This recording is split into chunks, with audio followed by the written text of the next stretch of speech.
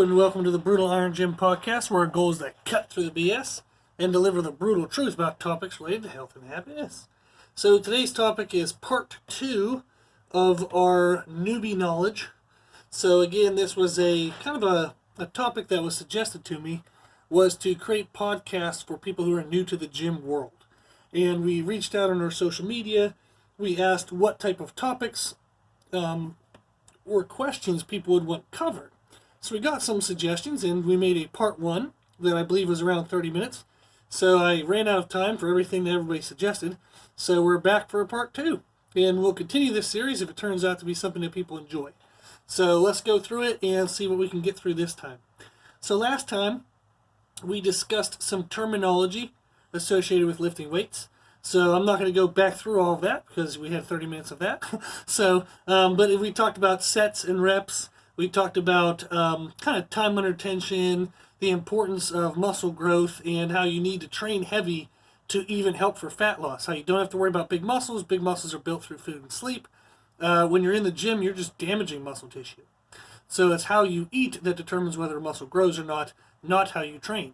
So you want to train super intense, still do kind of heavy stuff so you can damage your muscles, and that actually helps you lose fat. So people who are trying to get leaner and they just do lightweight for infinity reps, that's not a very effective method. So we talked about that. If that interests you, go check out part 1. And I believe it was podcast, I think 290. So just a couple ago.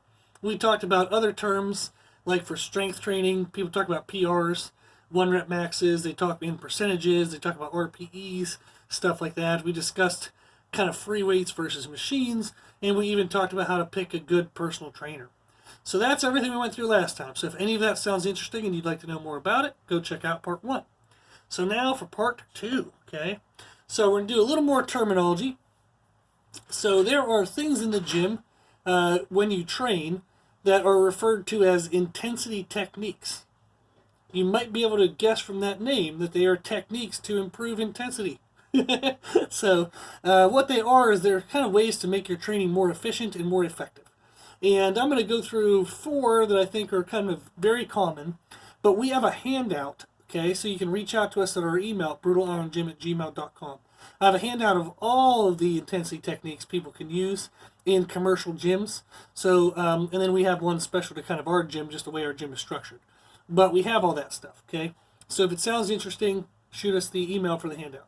So the first one that often comes up is stuff done or exercises done as a superset or done in a circuit. So let's start with superset. So a superset means you're going to do 2 exercises kind of back to back. So often a superset is typically opposing muscle groups or muscle groups that have nothing to do with each other. A compound set is often what the term that's used when you're talking about the exact same muscle being trained back to back. No one usually kind of signifies that difference, but it's still good for us to know. So back when I used to teach at the university, I taught for 7 years at the local university, and I would teach them the difference because I think it was important just to even know. You didn't have to use it all the time, but it was good to just know. So an example, if we think of it, is kind of like a gym bro example would be training your biceps and pairing that with a triceps exercise. So biceps and triceps, they're opposing muscles, so those would be a superset. But maybe if I do a chest fly into a chest press, that's a compound set. And what I mean by this exercise into this exercise means that you would do a set of the first exercise. So again, a set is when you pick up the weight, you accept the weight onto your body. You would then move the weight through repetitions, and then you would put the weight down. So if you pick it up, you move it around, and you put it down, that is one set of effort. Okay? I might then take a minute break, pick up the weight again, accept it onto my body, do some repetitions, and then I'll put the weight down. That is my second set. So a set is just kind of the unit of time. You're putting yourself under tension, then you're taking the tension away. And then reps is short for repetitions, which means how many times did I actually move the thing. So if you think of like a leg press, how many times did you push it up and down? If you think of squats, how many squats did you do? So if I did 10 squats, that's 10 reps. Okay? So what a superset means is I'm going to do a set of the first exercise.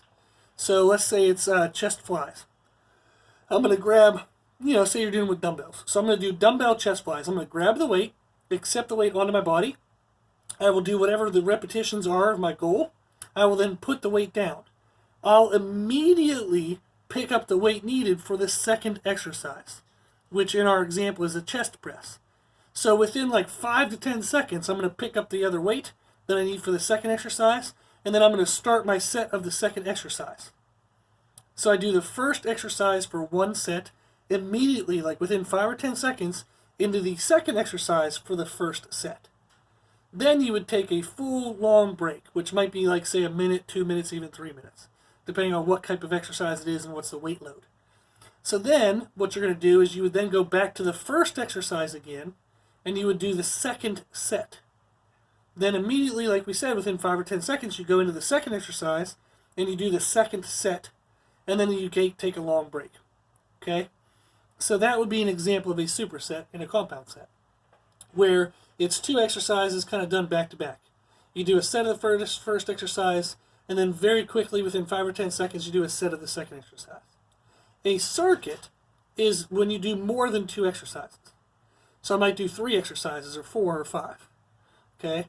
So if I did like a chest press, a back row, and a lateral raise, which is a good combination because it works your kind of the front of your upper body, then it works the back of your upper body, and then you kind of hit your shoulders because they're typically kind of missed in both the exercises, both those first exercises.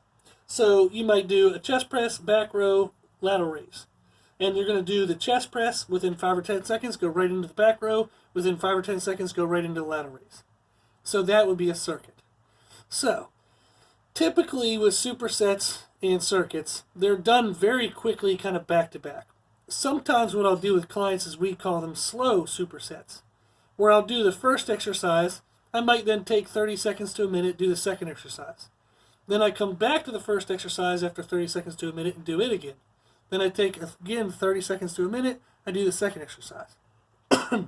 So typical supersets and circuits are done with very short transfers. You try to go boom, boom, boom through the exercises. Then you take a long break. Then again, boom, boom, boom through the exercises. A slow superset, the benefit of that is I might do the first exercise and typically need maybe a 2 or 3 minute rest. But if you're standing around doing nothing for 2 or 3 minutes, it's kind of a waste of time. So you would put a second exercise together that really has nothing to compete with the first exercise. So I might just throw calf raises in between my chest presses. So I'll do a set of chest presses, and I'll take 3 minutes before I do another set of chest presses. But during those 3 minutes, I might do a set of calf raises.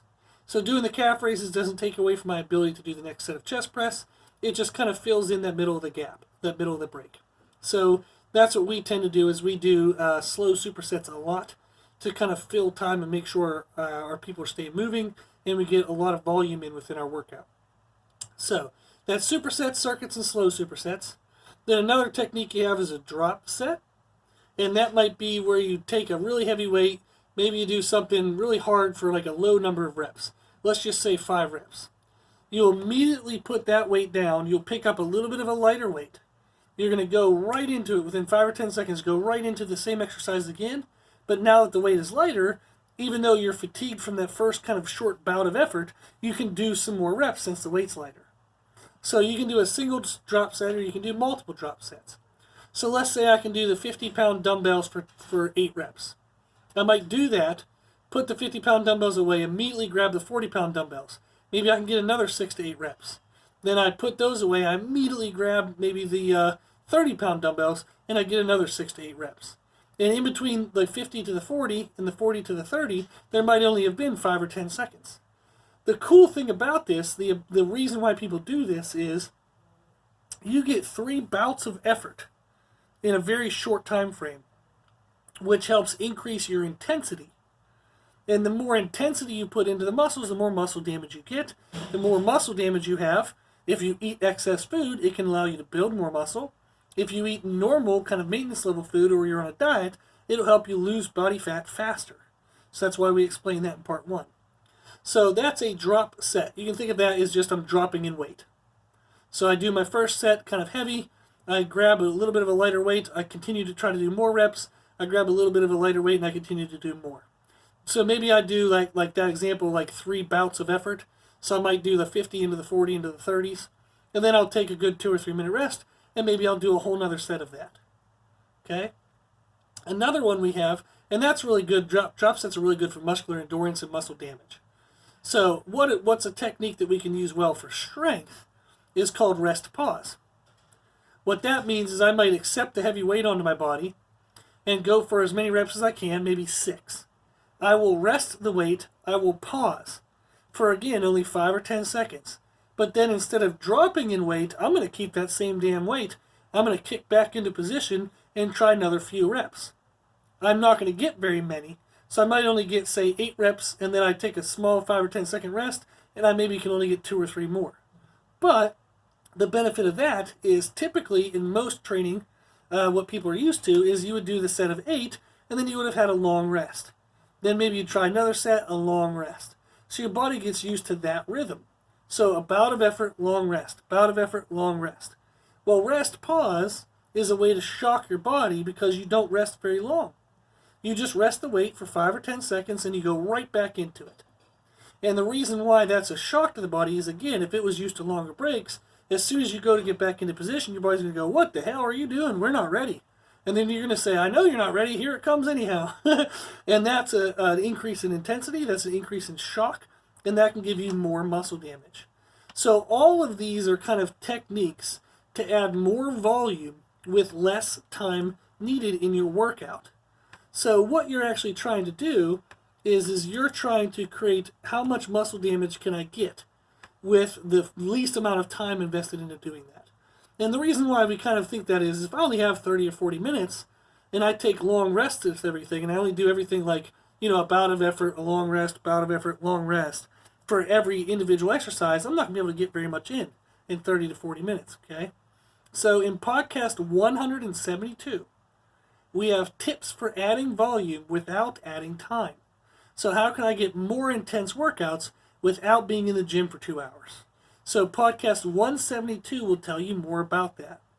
Okay? And then how do I know how much should I do in a workout? What's the appropriate amount of volume? Is podcast number 110. We have a nice little discussion on that. It's called Training Volume, Homework Analogy. And then also podcast 38, which is a little bit of a longer, deeper podcast. I had a guest named Nate Questel, and we talked for about 30 to 40 minutes about other techniques that we've used to kind of find the right amount, the optimal amount of training volume. So the shorter, kind of quick way to know how much to do is podcast 110. If you want to nerd out and learn a little bit more, it's podcast 38. Okay? So, those are a couple intensity techniques. Like we said, that's 4. I actually gave you kind of variations of them, but that's 4 root ones. So superset, circuit, drop set, and rest pause. But there's dozens. So shoot us an email, brutaliron@gmail.com, and I'll send you the handout that has all of them so that we can learn more about it. Okay? So, hopefully you're still with us and I haven't bored you to death yet. The next thing we kind of got requested that I want to kind of talk about was exercise terms, to where sometimes you'll hear people talk about like they're doing their push muscles or pull muscles. There's actually a program where you can do like one workout is push muscles, then you do pull, then you do legs, and they cycle through. So you might hear people talk about push, pull, legs. Their pushing muscles are the muscles of the body that push stuff away from you. So that would be your chest, your front, shoulders, and your triceps. So if somebody says I'm doing a push workout, that means they're working their chest, front, shoulders, and triceps. A pull workout, or a pull muscles, is your back and biceps. Sometimes people will throw rear delts in there, which is the back side of your shoulders. And then your legs are your legs. So that's your calves, maybe, if they target those. That would be your quadriceps, which is the front of your thigh, your hamstrings, which is the back of your thigh, your glutes, which is your booty, and pretty much any of the other hip-based muscles. So your adductors, abductors, which are inner thighs and outer thigh. So any other areas connected around the hip. Okay? So, for example, when we do workouts with people, some elements that I try to do for full body workouts is we have a push, pull, legs, and then we usually have some type of core exercise involved. And then I like to separate legs into kind of a knee bending activity, which is a squat, and a hip bending activity, which is a hinge, because those are two different ways that we use our leg muscles. So we will sometimes kind of deadlift something off the ground, which is a hinge, or sometimes we have to squat to kind of like reach down to get something or get into a certain position in our day. So that is a knee bend activity. So the 5 components I like to have in a full body workout are push, pull, squat, hinge, and then core, which is like your bracing or abdomen area, so ab muscles. If you do a full body workout with all of those elements in there, you'll never have a weak link. You'll make sure you cover everything you need. So we actually have sample templates on how to put together full body workouts. So again, email us at brutalirongym@gmail.com and we can send you that if you want. So if that's the thing, so if anybody ever mentions push-pull legs or push or pull, you now know the push muscles are your chest, front, shoulders, and triceps. It's the stuff that pushes weights away from you. The pull muscles are your back, biceps, and back of the shoulders. So which is stuff that pulls weights towards you. And then legs is legs. Cool. Now, the next thing we have is people wanted to know a little bit about the differences between the type of sports involved with lifting weights. So, for example, what is powerlifting? They hear all their friends talk about powerlifting, and they're like, what the hell is that? So, powerlifting is a competition in which you try to lift the heaviest squat you can do one time, 1 rep. Then you try to do the heaviest bench press you can do for 1 rep. Then the heaviest deadlift you can do for 1 rep. So those are typically all done, well not typically, they definitely are all done in the same day. So powerlifting competitions are in one single day, but often there's a couple hours in between the lifts. So you might do your squats, then have 2 or 3 hours while everybody else in the competition is doing their squats. Then you'll do your bench press, then there's 2 or 3 hours while everybody else is doing their bench presses, and then you do deadlifts. And again, you have to wait for everybody else before you can get awards. So that's typically a full day event. So it kind of takes a good 6, 7, 8 hours to kind of get through all that. But that's what powerlifting is a 1 rep max on squat, bench, and deadlift. Now there are judges and there's criteria, but I don't want to get too much into all that because that isn't what the person really wanted to know. They just wanted to know what's the general idea of powerlifting. So powerlifting is a 1 rep max for squat, bench, and deadlift. What is strongman? Strongman is you pick up crazy shit and you move around. So powerlifting is you're just kind of stagnant. You're stationary. So you squat, but you don't have to walk anywhere or carry it anywhere. You bench press, but you're certainly not sliding around anywhere. And then you deadlift, you just pick it up and put it back down. So you're like that Planet Fitness guy they make fun of all the time, is I just pick things up and I put them down, that kind of thing. So powerlifting is a stagnant sport. You don't move anywhere. Strongman is kind of fun because you do a bunch of weird, crazy stuff. Is like you'll pick up big concrete stones. You'll maybe do a deadlift with a bar attached to a car, so you're kind of picking up the front side of a car. They'll do heavy carries of different kinds, like with sandbags and a big heavy thing across their back called a yoke. But it's more of a non-standardized competition, meaning there's different events at each competition. So it's, again, a full day, but it's kind of miscellaneous. There's typically some type of lower body exercise. There's typically some type of overhead press. They don't do any bench presses in strongman. They do overhead presses. And then everything else from there is kind of weird stuff. Like grip involved. Maybe they're carrying heavy things down by the sides of their waist. They might be trying to drag a really heavy, you might see it on TV where they attach a harness to them and they try to drag a fire truck behind them or something crazy. So strongman is lifting heavy stuff, but it's a lot of weird fun stuff. Okay? Now CrossFit. What is CrossFit? That's doing a lot of weird shit at moderate weights. So CrossFit is completely crazy because they do anything and everything. And it's more about endurance based rather than typically single 1 rep maxes or really heavy stuff. They will throw those in every now and then to kind of keep things fresh and keep things kind of shocked for their athletes. But strongman is crazy stuff done heavy. CrossFit is crazy stuff done at moderate weights. The strongmen in here that ever listen to this podcast will be kind of annoyed that I'm comparing them to CrossFit, and kind of rightfully so, but it's a good way to explain it. So strongman is heavy crazy stuff. CrossFit is medium weighted crazy stuff. So, and then they'll also do crazy endurance things that for no good reason whatsoever, they just try to do weird shit and see if you can survive. So CrossFit, again, there's really no standardized things. They can pick whatever they want to do with their competitions. So everybody has to do the same things. That makes it fair. And then you might have heard of the CrossFit Games, and that's where they'll announce a workout, and then they show a video of it, and then everybody across the nation has like a week to kind of try it themselves. They kind of have to video themselves and submit their video to like kind of the national organization, and then they probably pay like a gajillion people to watch the videos and kind of verify everything. And then at the end of the year, they kind of pull together the best athletes and make them all compete, kind of like for the Super Bowl of CrossFit. Okay. Now, aesthetic shows. So bikini, figure, physique, those are kind of the women's ones. There's other ones, but any aesthetic athletes right now will be laughing that I'm trying to take this on. There's like 4 million classifications. So the major ones are bikini, figure, and physique. They kind of got rid of women's bodybuilding, which is kind of a bummer, but there wasn't really a lot of participants in it. But it was cool to see ladies with big muscles. So bikini, it's kind of like you have to be a stick with boobs. So feel free to be slightly offended if you're a bikini athlete. But that's what the NPC, which is the kind of the most popular organization that governs over aesthetic shows. That's what they want their competitors to look like, is basically sticks with boobs.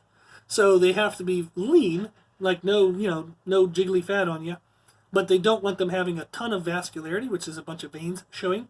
And they have to certainly have some muscle, but there's no bulging muscles. There's no muscles that kind of stand out from any other muscles. So that is the NPC, which is National Physique Committee. And they are not drug tested, meaning you can take whatever you want to take. And that means that sometimes people take illegal stuff, but they don't test for it, so, whatever. So they do have what would be considered natural organizations or drug-tested organizations, and therefore they do urine testing, and they make sure no one's taking diuretics or anabolic steroids or any illegal type drugs. And in natural competitions, the bikini athletes are typically allowed to have more natural curves, so they can have a little bit more muscle to their thigh. They can kind of have a little more of that like hourglass figure, and they're not as penalized for it in natural shows. Whereas in NPC shows, they don't really want much of an hourglass. You're going to look like a stick with boobs. So, if anybody's offended by this, feel free to email me and chew me out. But I'm trying to give a very quick, basic one for kind of basic beginners. So, figure is they want you to have muscle, but they want you to stand around and look like a Barbie doll. So you should look very kind of prim and proper. So they wear high heels. They kind of have more stoic style poses where they're not kind of like kind of playful and sassy. They're not shaking their hips or anything. They're just kind of standing there very stoically. They do want you to have more bulging muscles. They do want you to have some vascularity, a little bit of veins showing. So this is kind of a new level up from bikini of having more muscle, more leanness, and it's more of like stoic style posing. So you're supposed to be appreciated based on your muscles, and you don't really have any kind of your sass and your presentation don't mean outwardly personality-wise. They're not going to have that. They're more stoic, kind of just judge me by my body. So then you have women's physique, which is like small bodybuilders. They're not small. They're freaking jacked and they look awesome. But when there used to be women's bodybuilding, women's physique was a new class that was kind of for women who didn't want to go all the way to huge, big muscles, but they still liked having muscles, and they still wanted to pose like a bodybuilder. So if you ever saw pictures like Arnold Schwarzenegger doing like a front double bicep where they stand and they kind of like make bicep muscles.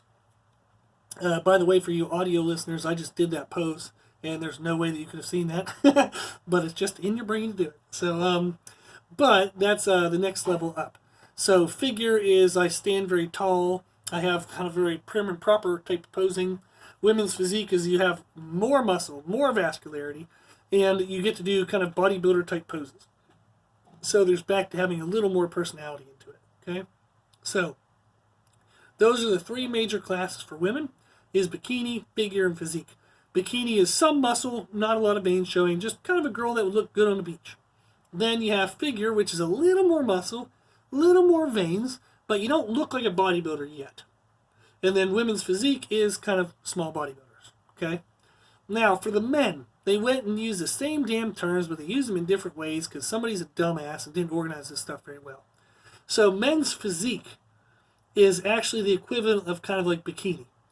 Men's physique means they wear board shorts, like swimming trunk shorts, and they don't do bodybuilder poses. They're supposed to have big chest, kind of nice abs, and kind of well-balanced muscles everywhere else. but they really are supposed to have a big chest and nice abs. But they kind of stand around kind of looking like they give some sass. They give, they'll shake their hips. They'll, flex what they got to flex. But it's kind of the equivalent of women's bikini is men's physique. Yes, I know that women's physique was small bodybuilders. But men's physique is something totally different, even though they use the same damn word physique because they're idiots, like I said.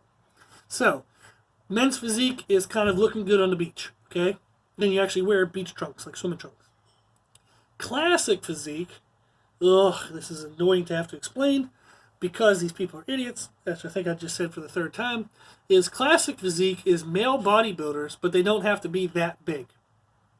So how women's physique was small bodybuilders, men's classic physique is small bodybuilders. So they got that kind of the same. I don't know why they use physique in the other name, okay? So then you have male bodybuilders. So the equivalent of female bikini is men's physique. The equivalent of female figure, actually there is no male figure equivalent. Then women's physique, which is small bodybuilders, is the same as classic physique for men, which is small bodybuilders. But men actually still have bodybuilding. So, good luck if you followed that. But somebody asked for it, so there it is. So I really wish they'd just go back through and rename the men's groups. I don't know why they went and did this. So they should have made it easier for everybody else to understand. But that's it, okay? And they're judged based on their aesthetics. So whether they have the right muscle shapes for the category they're in, and whether their posing is good. So that's kind of what they're judged on. So each classification there, like physique, classic physique, bodybuilding, bikini figure physique for the women, they all have different ways to pose, so they're judged in their own category of posing, okay, of quality of posing. Okay, so let's move on. We're at 27 minutes. Golly, we're definitely going to need a part 3. I'm talking too much. So, but hopefully you guys like this, and hopefully this was the type of detail that you wanted. So, this is the type of stuff that as you get to learn more about this or you hear it more, it's going to allow you to feel more comfortable while you're in the gym. So I'm going to save kind of everything else for part 3. But going to the gym, like if you have a fear of going to the gym just because you're new and it's holding you back, oh, please, please, please just go. Okay? It's not gonna be what you think it is. So people sometimes think they're going to get judged if they're out of shape. If anybody judges you, they're an asshole. Okay? And they would have been an asshole if they met you out of the gym. They're going to be an asshole if they're in the gym. So, if people judge you, it says more about them than it ever says about you. Okay? So, the good people of the gym will always respect work ethic, not strength. So, I respect somebody who comes into our gym and squats with good form, regardless of the weight on the bar.